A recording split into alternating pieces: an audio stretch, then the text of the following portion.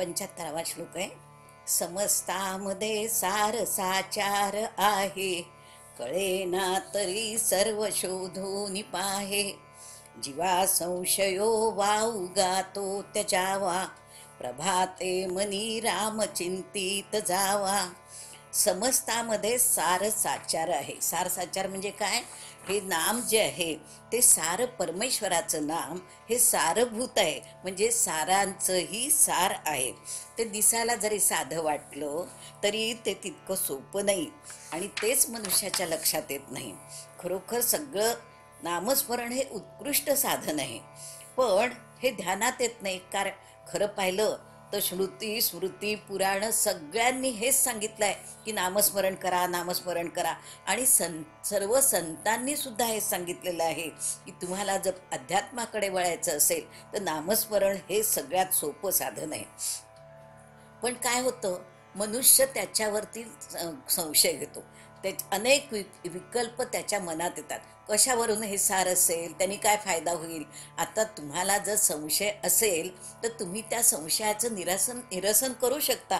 आणि संशयाचं निरसन हे आपल्या गुरुकडे किंवा संतांकडे करावं. आणि त्याच्यावर निरर्थक संशय न घेता नामस्मरण जर केलं, आणि तेही समर्थ म्हणतात की पहाटेच्या वेळी करावं, म्हणजे ते जास्त फायदेशीर पडतं. आता नामस्मरणामध्ये 3 लक्षणं येतात.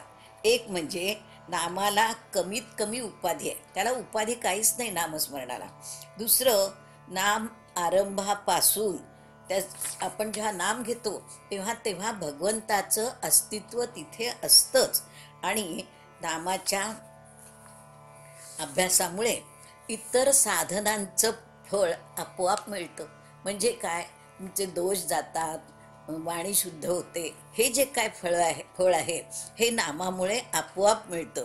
तसंच नाम म्हणजे काय आहे? नाम म्हणजे मी नाही, तो भगवंत आहे.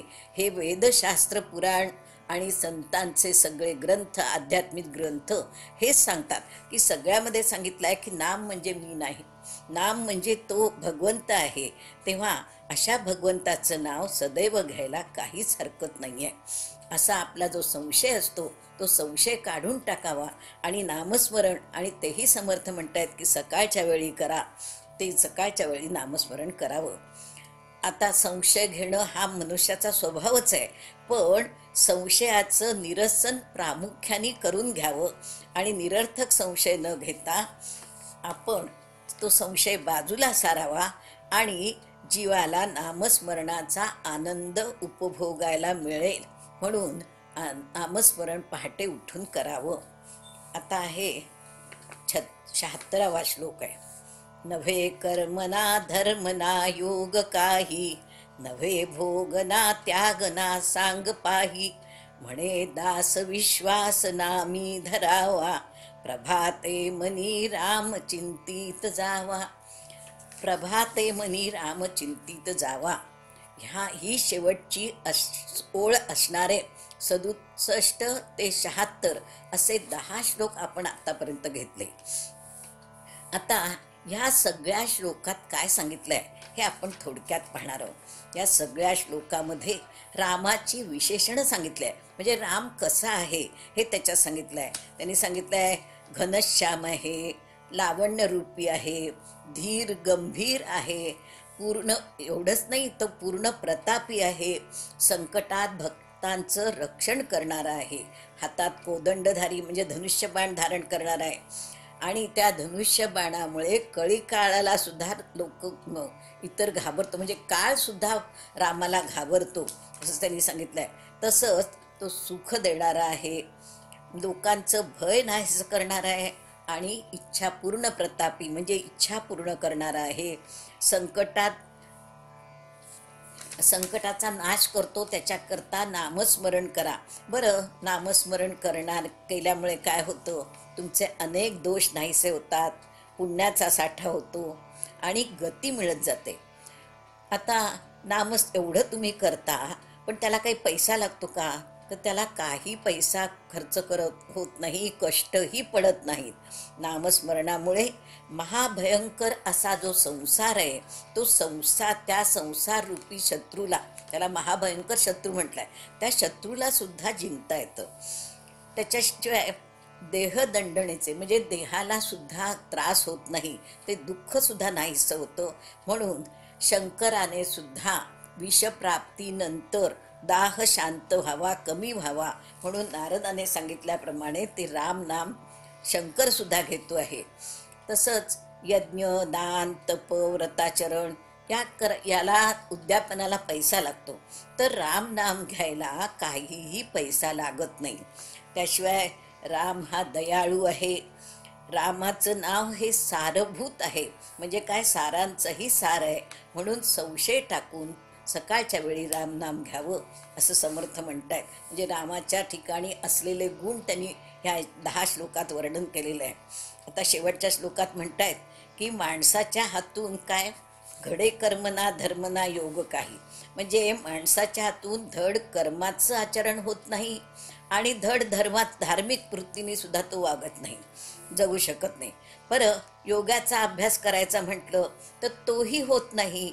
म्हणजे तो कायम अनासक्त, कुठेच आसक्त होऊ शकत नाही. असं अनासक्त जीवन त्याला घालवावं लागतो. आणि बरं, एवढं असून देहसुख तरी मिळतं का प्रपंचामध्ये, तेही भोगू शकत नाही. म्हणून समर्थ म्हणतात की नामावर माणसाने विश्वास ठेवावा. पहाटेच्या वेळी शांतपणे नित्यनेमाने उठल्याबरोबर नाम घ्यावे. तर त्या आपण पाहिलेलं आहे की प्रभाते मनी रामचिंतित जावा, पुढे वैखरी रामा आधी वदावा. म्हणजे वैखरीनी लोकांशी बोलण्याच्या आधी रामाचं नाव घ्यावं. म्हणजे कमीत कमी त्यांनी म्हटलंय की अर्धा तास तरी रामाचं नाव घ्या. सकाळी घ्या, दुपारी घ्या, रात्री घ्या, जेवणाच्या वेळी घ्या. जेव्हा जेव्हा तुम्हाला वेळ मिळेल तेव्हा तेव्हा शांतपणे बसून ईशचिंतन करावे आणि नामावर विश्वास ठेवावा. त्याच्यातलं सातत्य सोडू नये. त्याच्यामुळे चढत्या वाढत्या प्रमाणात ते नामस्मरण करायचं. चढत्या वाढत्या प्रमाणात म्हणजे आज 10 माळा करत असेल तर आणखीन महिन्यानी 2 महिन्यांनी 10च्या 11 कराव्या, 12 कराव्या, असं चढत्या वाढत्या प्रमाणात नामस्मरण करावं. म्हणजे काय होतं, आणि नामस्मरण करताना ईश्वराचं स्वरूप मनात साठवावं. त्यांनी माणसाचं कल्याणच होईल असे समर्थ विश्वासाने सांगत आहेत. आता 77वा श्लोक आहे. करी काम निष्काम या राघवाचे, करी रूप स्वरूप सर्वा जीवांचे, करी छंद निर्द्वंद्व हे गुण गाता, हरी कीर्तनी वृत्ती विश्वास होता.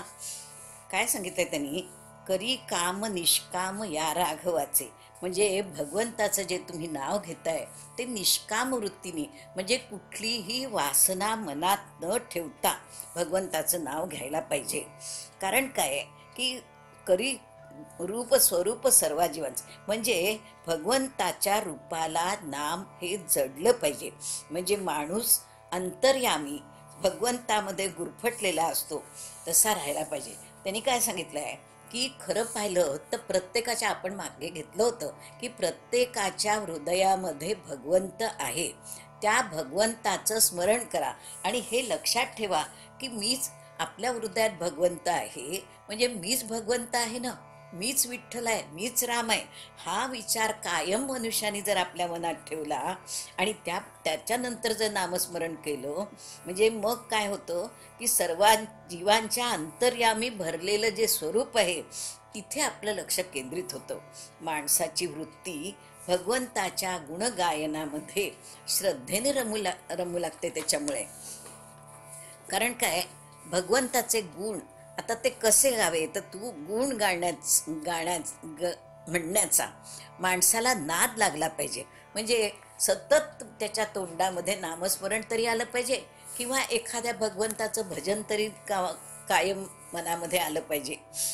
साधकाच्या दृष्टीने पाहिलं तर हा श्लोक अतिशय महत्त्वाचा आहे. आपण नुसता भगवंत हवा म्हणतो पण त्याच्याकडे वळत नाही. तेव्हा भगवंत हवा म्हणून चालणार नाही, तर त्याच्याकडे वळलं पाहिजे. आणि वळलं पाहिजेच म्हणजे भगवंताची भक्ती केली पाहिजे.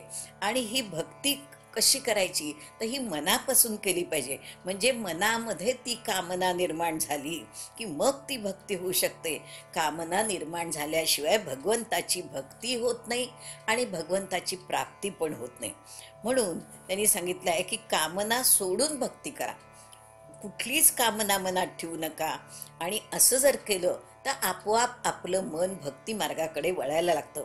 समर्थांनी सांगितलंय की आपलं मनाची गुण सांगितलाय की ज्या वस्तूची मनुष्य कामना करतो तिकडे ते वळल्या जातं.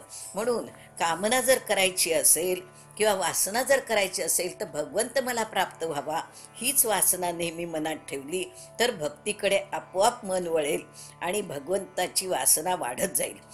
आता आपले आणि त्याच्यामुळे काय होईल, तर आपलं मन हे भगवंताशी चिकटेल. भगवंत स्वतः पूर्ण काम आहे, त्याला तुमच्या ह्याची गरज नाही, पण आपल्याला गरज आहे. आपण अपूर्ण काम आहे.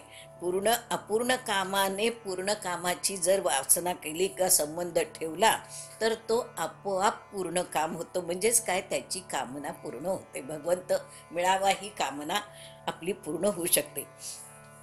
आणि त्याच्यामुळे भगवंताचा जो भक्त असतो तो सहजच निष्काम होतो. एखादी वस्तू आपल्याला हवीशी वाटते, ते हे वासनेचं लक्षण आहे.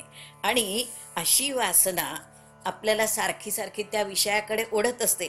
मग जर तुम्ही ती वासना भगवंताकडे लावली तर ती तिकडे चिकटेल ना.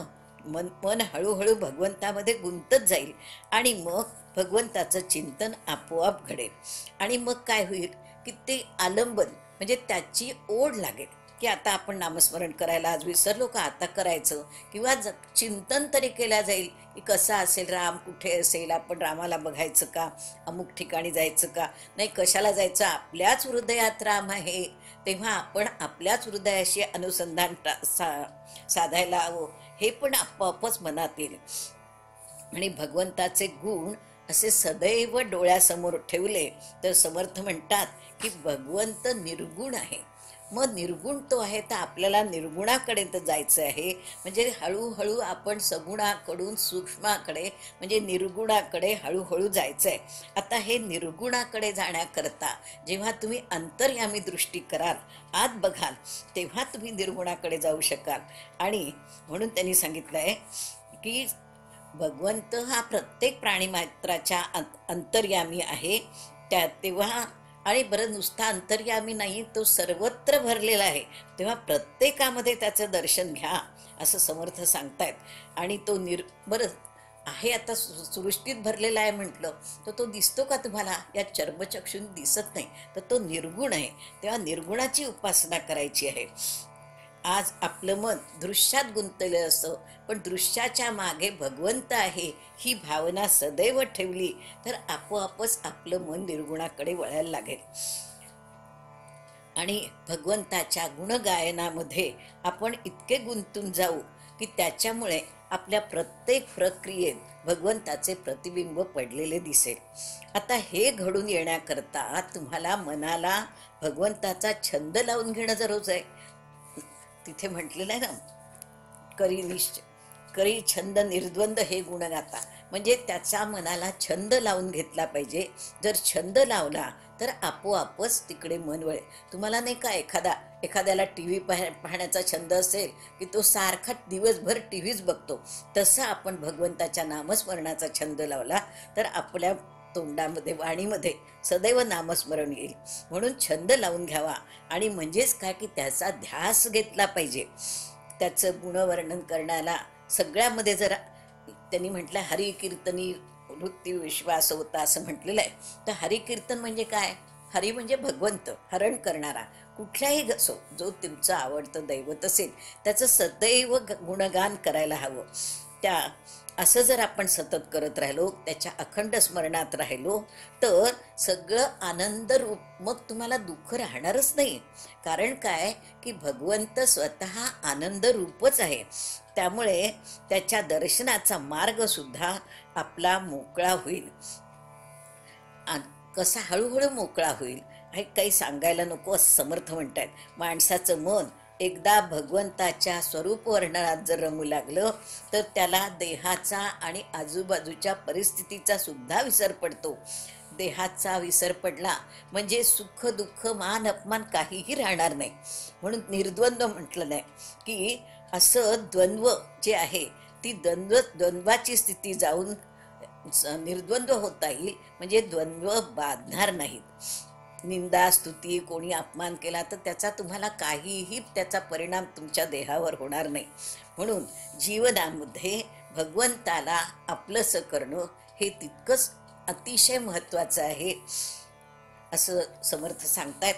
आता आपण 78वा श्लोक पाहू. अहो जानरा राम विश्वास नाही, तया पामरा बाधिजे सर्व काही. महाराज तो स्वामी कैवल्य दाता, वृथा वाहणे देह संसार चिंता. ज्या माणसाचा भगवंतावर विश्वास नसतो, भरोसा नसतो, त्या माणसाला समर्थांनी महामूर्ख म्हटलंय आणि पामर म्हटलेलं आहे. त्या दीन मूर्खाला सर्व प्रकारची दुःख भोगावी लागतात. कारण काय, भगवंत हा सर्व सत्ताधीश आहे, कैवल्यदाता म्हणजे मोक्ष देणारा आहे, तो मालक आहे. इतकं असताना सुद्धा आपण संसाराची चिंता व्यर्थ वाहत असतो. म्हणून त्यांनी सांगितलंय की पामर म्हणजे कमी प्रतीचा. या श्लोकात पामर शब्दाची व्याख्या आढळते. पामर म्हणजे भगवंताच्या अस्तित्वाबद्दल ज्याची खात्री नाही असा पामर म्हटलाय. तर भगवंताच्या अस्तित्वाबद्दल खात्री ठेवू आणि सांगायचं की आपण सच्चिदानंद. आता त्यांनी पहा, तुम्ही जर गुरुना शरण गेलात तर आपलं जे नाव असतं ते या देहाचं नाव असतं आणि आपलं खरं नाव हे सच्चिदानंद आहे. म्हणजे प्रत्येक व्यक्ती ही सच्चिदानंद असते. तर त्या सच्चिदानंद ईश्वरावर पूर्ण भरोसा ठेवायला पाहिजे.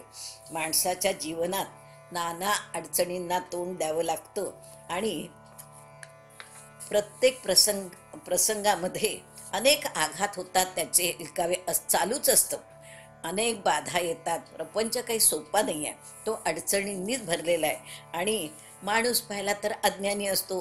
त्याला असं वाटतं की मलाच काय एवढ्या सगळ्या दुःख सोसावे लागत आहे, माझ्यामुळे मलाच काय इतक्या अडचणी येतात. तर हे पामरपण आहे, म्हणजे अज्ञान आहे त्याचं. त्या अज्ञानामुळे तो त्याच्यामध्ये गुरफटून जातो आणि ईश्वराशी संबंध असलेला किंवा ईश्वरावर विश्वास हा त्याचा हळूहळू कमी होतो. आणि म्हणून काय होतं की त्यांनी जर ज्ञानाकडे तो वळला तर त्याचा आपोआप ईश्वरावरती विश्वास बसेल. आणि खरं पाहिलं सगळेच ज्ञानी असतात, पण ते ज्ञान जाणून देण्याकरता सद्गुरूंना शरण गेलं तर ते ज्ञान तुम्हाला समजतं आणि मग तोच भगवंत आपला रक्षण करता आहे हेही आपल्याला समजतं. आणि मग माणूस त्याच्यावरती विश्वास टाकतो आणि विश्वासाने स्वस्थ चित्त बनू शकतो. संसार काय, संसार हा होणारच आहे, तो पार पडतो. जाणार ते जाणार, येणार ते येणार, राहणार ते राहणार, अशा पद्धतीने संसार चालूच असतो. त्याच्यामध्ये काही खूप प्रगती होईल असं नाही, होते, पण जितकी प्रगती होते तितकी अधोगती सुद्धा होऊ शकते. म्हणून आपण कायम भगवंताच्या आश्रयास राहिलं पाहिजे. भगवंताचा आश्रय घेतला तर निर्भय होतो आणि इतर कशाचंही भय वाटत नाही, चिंता वाटत नाही, विश्राम पावतो. म्हणून निर्भयता हेच खरं आपलं स्वरूप आहे आणि हेच कैवल्याचं स्वरूप आहे. निर्भयता येणं एक म्हणजेच कैवल्य आहे. म्हणून भगवंतावर भरोसा ठेवून निश्चिंत असावं. व्यर्थ संसाराची किंवा प्रपंचाची चिंता वाहू नये. सद्गुरुनाथ महाराज की जय.